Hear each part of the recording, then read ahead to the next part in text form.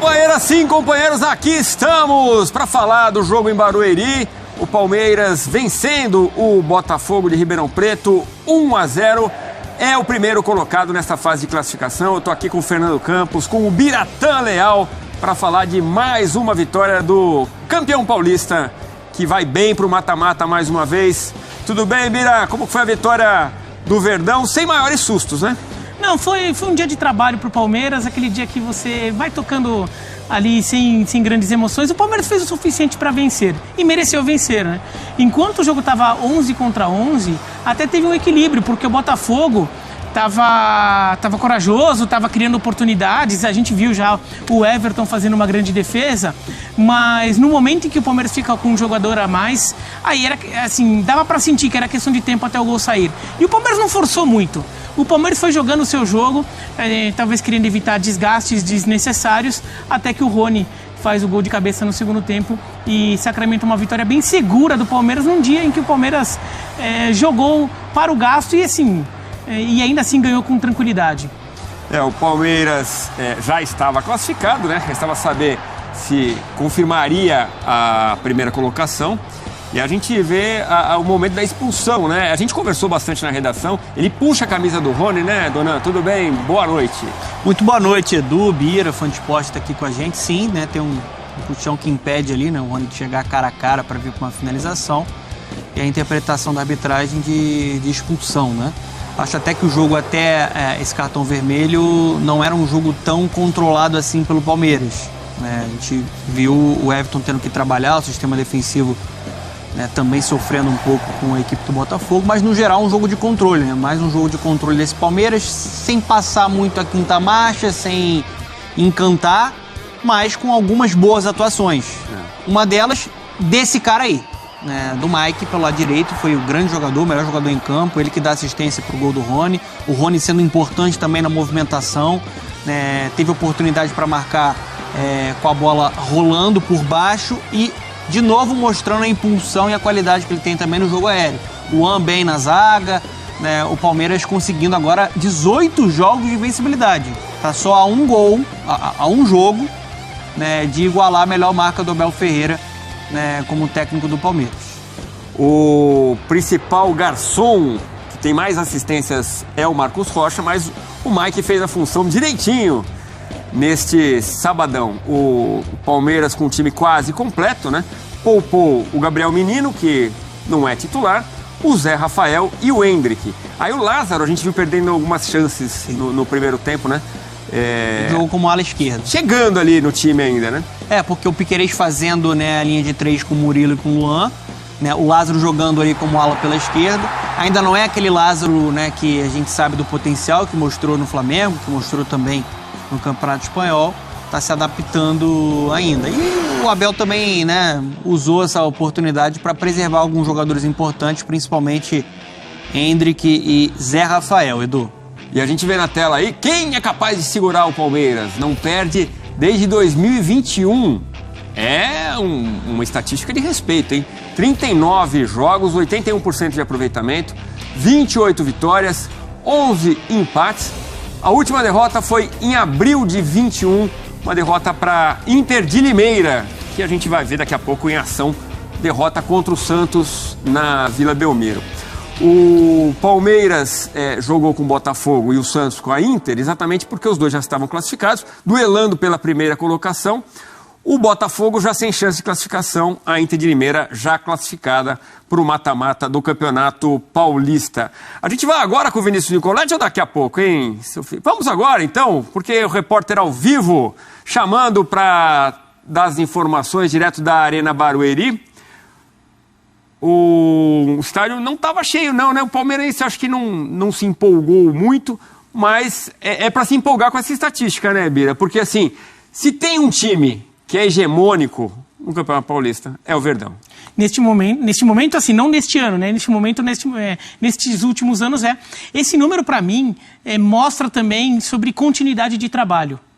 Tanto é que a última derrota foi em 21, foi em fevereiro de 21? Foi abril, né? Abril de 21, que é o Palmeiras ainda, aquele Palmeiras Abel, logo depois daquela temporada que o Palmeiras ganha a Libertadores, quase na temporada seguinte. Acho que foi o momento mais críticas pro Abel, foi depois da conquista da Libertadores de 20. Vai jogar o Mundial de Clubes, não vai bem, e emendou com a temporada seguinte, tanto é que teve até aquela final da Copa do Brasil, que é disputada na temporada 20, já durante a temporada 21, e daí o Palmeiras perde. Isso pra mim denota continuidade, porque é um Palmeiras que começa a temporada seguinte sempre com continuidade, com um elenco parecido com o da temporada anterior, com o mesmo treinador da temporada anterior, ou seja, é o time que já vem trabalhando. Enquanto isso, a gente vê outros clubes, outros grandes clubes de São Paulo, como o Santos, o São Paulo e o Corinthians, muitas vezes chegam nesse começo de ano com um técnico novo, refazendo elenco, com um monte de contratação tentando entrar. O time é instável, acaba perdendo muito mais. Por isso que o Palmeiras, na fase de grupos, tem conseguido ir muito bem. No mata-mata até chegou a perder jogo, né? Perdeu um título para o São Paulo em 21, em 22 e 23 perde o jogo de ida da final, e por isso que não é campeão invicto. Só que daí já pega um outro momento do campeonato. A fase de grupos, com muita gente ainda se montando, o Palmeiras está prontinho. Começa a temporada meio pronto, no máximo com experiência, está querendo rodar um pouquinho, mas é um time que já sabe o que tem que fazer em campo, coisa que a gente não vê nos outros grandes. Porque assim, o Palmeiras ele já tem uma estabilidade de alto nível, ele não precisa de uma reconstrução. Por exemplo, pegando nessa temporada, você tem um Corinthians, mudança de técnico.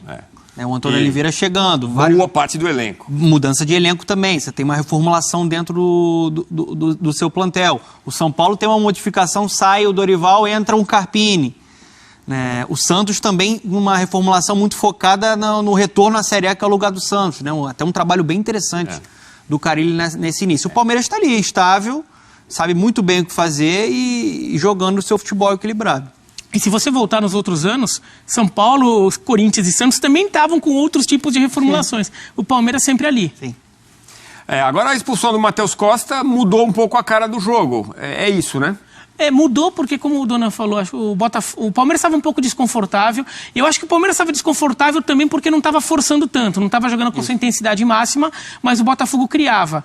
A expulsão, quando a gente vê na câmera do alto, até deu, na que a gente mostrou, até deu para ver o puxão, mas acho que não dá para ter uma noção completa do quanto aquele puxão atrapalha a corrida do Rony. Tem uma câmera de baixo, que depois mostrou na transmissão, que deixa muito claro quanto o Rony sai da jogada por causa do puxão. Então, por isso, acho que a marcação é correta, a expulsão é correta. Na redação, a gente conversava com a Renata Ruel, nossa comentarista de arbitragem, ela falava, demoraram muito, né, para colocar a câmera do VAR, que deixa claro ali o puxão na camisa do Rony, que faz ele perder o equilíbrio e acaba gerando a expulsão do Matheus Costa. E a opinião da Renata, é o típico lance para expulsão, não tem nem o que discutir, né? Exatamente, né? Porque tem ali um impacto na jogada, né? Impede que o Rony saia cara a cara e venha equilibrado para uma finalização. É um puxão até na malandragem sutil, mas mesmo sutil, ele prejudica muito a sequência da jogada no Rony e abre margem para o cartão vermelho. E aí, quem que você destaca no jogo de hoje, Birá? Quem foi o cara? Talvez o Mike? Acho que o Mike, porque num Palmeiras que estava jogando a média intensidade, sem forçar muito, era um jogador que acabava criando mais chances, né? Que muito do domínio do Palmeiras, nos melhores momentos, se transformou em oportunidades de gol em jogadas pelo lado direito a partir do Mike. Então acho que acaba sendo o jogador que mais se destacou. Mas não acho que tenha sido uma partida em que o próprio Abel acha que vale tanto para avaliar seus jogadores, tudo porque sabe que todo mundo jogou o suficiente para ganhar. Não vale a pena também se desgastar, se meter num jogo muito quente, chegar lá, ganhar de 4-0, mas acaba carregando para o mata-mata jogador com problema de lesão ou algum cartão à toa porque o jogo ficou quente, alguma coisa assim, né? Então o Palmeiras foi jogando o suficiente. Ele até faz substituições no segundo tempo, em que até deixa o time até um pouco mais misto do que o time que começa o jogo, que já tinha alguns desfalques, e ainda assim o Palmeiras ganhou o jogo. Muito bem, aí o momento da expulsão do Matheus Costa e muda o jogo, o Palmeiras vai lá com uma bola levantada pelo Mike, bom jogador o Mike, o Rony, que nessa temporada é reserva, mas tá fazendo um monte de gol também quando entra, né? Mas vamos lá para a Arena Barueri, agora o contato com o repórter Vinícius Nicoletti para trazer as informações. Como eu estava falando aqui, Vinícius, o estádio não estava cheio, a nova casa palmeirense já esteve mais cheia em outras ocasiões, mas quem foi curtiu muito essa primeira colocação, mais uma vitória do Palmeiras, que segue firme em busca de mais um título. Vinícius, boa noite. Fala, Edu, boa noite para você, boa noite a todos os companheiros, fãs de esportes. Pois é, Edu, a Arena Barueri não é o Allianz Parque, né? O torcedor sente muito isso. Você destacou aí, aqui no estádio hoje, 11.500 e poucos. No Allianz Parque a média é 35, quase 40 mil torcedores. Tem todo um ritual, a gente pode dizer, ali no Allianz Parque, né? Estava até comentando aqui com os companheiros, o torcedor chega cedo, conversa com os amigos, faz churrasquinho ali na frente do Allianz, toma sua cerveja e depois já sabe o seu lugar, a hora que entra no estádio. Então isso muda demais toda essa rotina do torcedor do Palmeiras, e a gente vê o 4º jogo consecutivo do Palmeiras como mandante jogando aqui na Arena Barueri, e só lotou na partida contra o Corinthians. O Palmeiras está tendo um prejuízo enorme, porque a renda por aqui é em torno de 400, 500 mil reais, e no Allianz Parque 2 milhões e meio. Então você faz as contas aí para você ver o tamanho do prejuízo do Palmeiras a cada jogo que não é realizado no Allianz Parque. E também não vai jogar as quartas de final. Já está definido, joga aqui na Arena Barueri contra Ponte Preta ou Água Santa, decidindo uma vaga na semifinal do Campeonato Paulista. Como vocês destacaram aí, o Palmeiras conseguiu, pelo 3º ano consecutivo, a melhor campanha da fase de grupos. Vai levar essa vantagem para uma eventual decisão, e aí sim essa decisão, o semifinal no Allianz Parque, mas levando essa vantagem, não perde na fase de grupos desde 2021. No jogo de hoje, o Abel Ferreira, o Donan já destacou aí, poupou alguns jogadores, e poupou por quê?